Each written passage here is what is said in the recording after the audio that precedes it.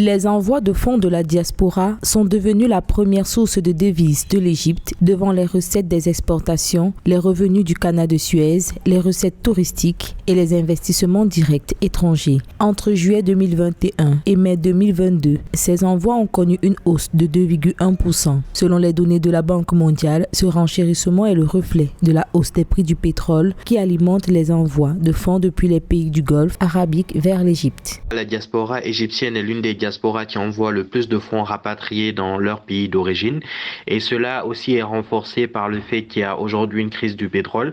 Le fait qu'il y ait une hausse des prix du pétrole conduit inéluctablement à une baisse du pouvoir d'achat, car le prix du pétrole consomme beaucoup dans le pouvoir d'achat des ménages et dans leurs dépenses, et en sachant que la consommation de pétrole consomme beaucoup dans leur budget, effectivement ils ont moins d'argent pour pouvoir se financer.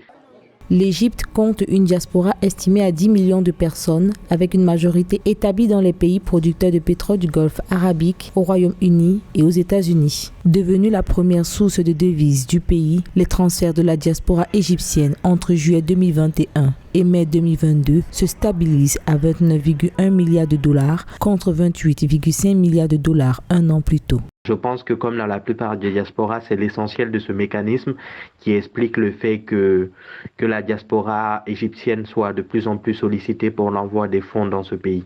En dépit de la crise économique induite par le Covid-19, les transferts de la diaspora égyptienne n'ont pas fléchi. Avec une valeur totale de 32 milliards de dollars, la Banque mondiale a déclaré que l'Égypte se classait parmi les 5 premiers pays recevant des envois de fonds en 2021.